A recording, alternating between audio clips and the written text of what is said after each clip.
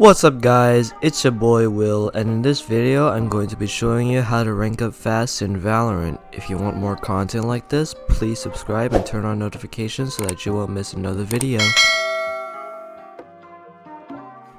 Learn at least 2 agents, 2 that are useful in various maps and comps. Take into account what you want to accomplish. If you're not confident in your skill, like in my case, you can choose a more supportive style.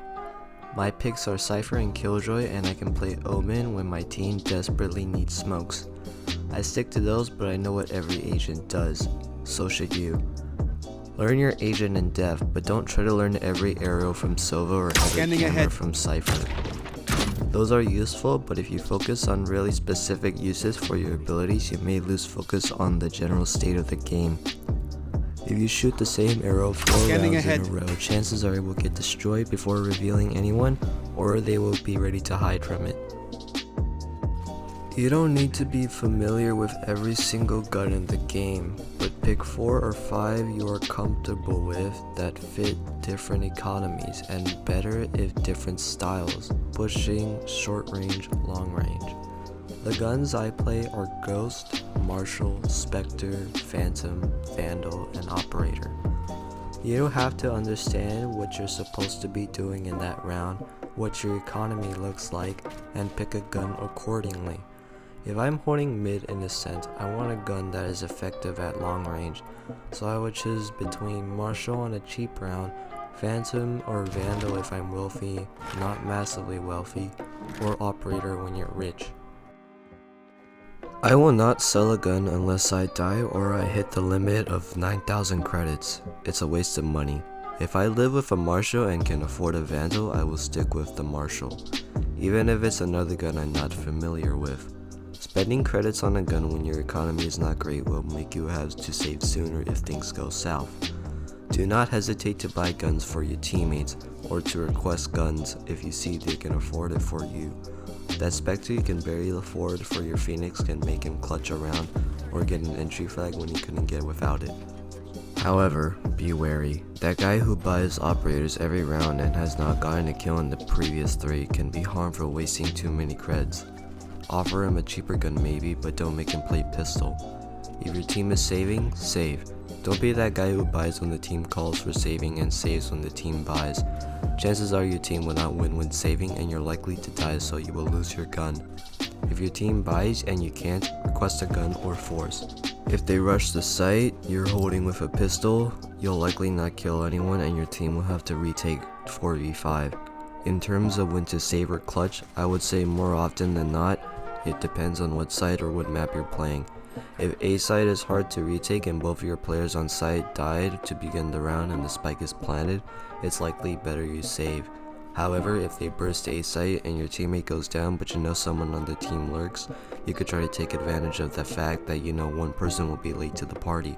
I would also say it's worth it to get exit/try for a clutch if you're very healthy on money and know the other team is not. Planning ahead of a round will be good for your team. Always be positive when using chat. It is part of the game to make sure your teammates are confident in their play. If someone does something stupid, don't comment on it. If someone feels a clutch, even if they did badly, saying, "You're fucking trash, nice try," goes a long way. It will help their mental state, and if they screw up they likely know, so being toxic serves no purpose at all. If you want to scream, do it without the push to talk button pressed. Giving concise and precise information is a lifesaver.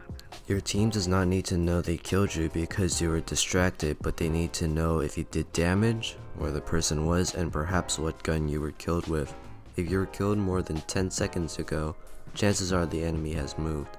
If you still want to tell your ally where he was, be certain he understands the enemy was there, and don't make it sound like you're absolutely certain he is there. You can kill teammates like that. Do not overuse comms or important information will be lost. The ping system is great for certain info, and chat can also be used as complementary.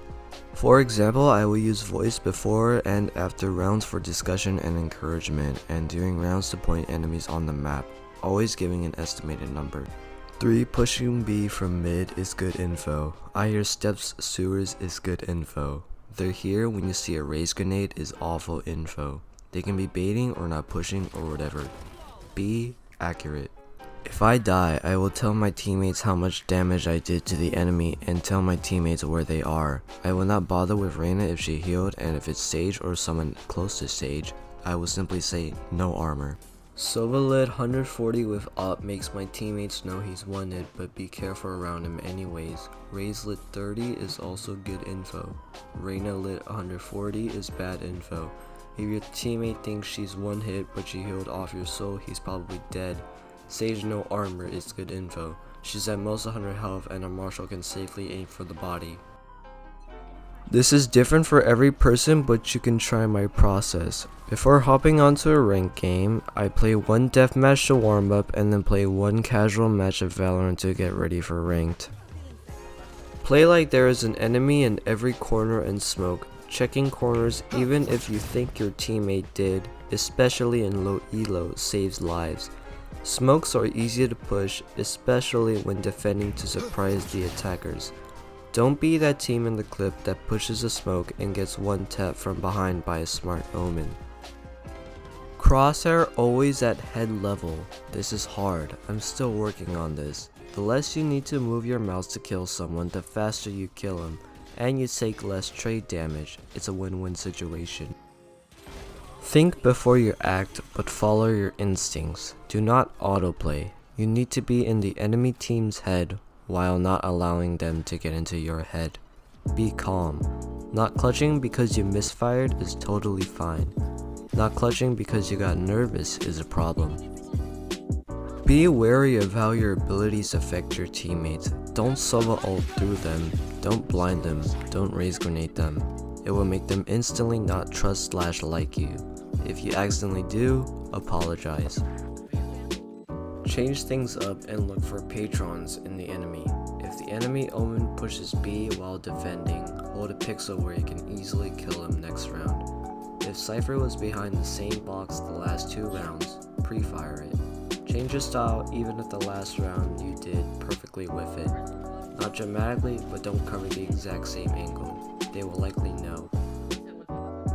Don't take wins or losses too seriously, just play and remind yourself that you will get better, but actively try to get better.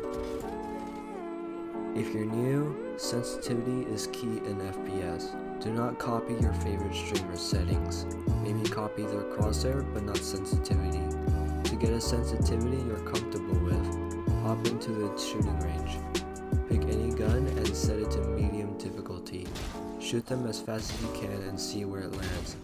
If you're going past the enemy more than 70% of your shots, tune it down. If you're not getting 70% of your shots, tune it up. Once you're comfortable with it, stick to it. Changing it will make your muscle memory fail.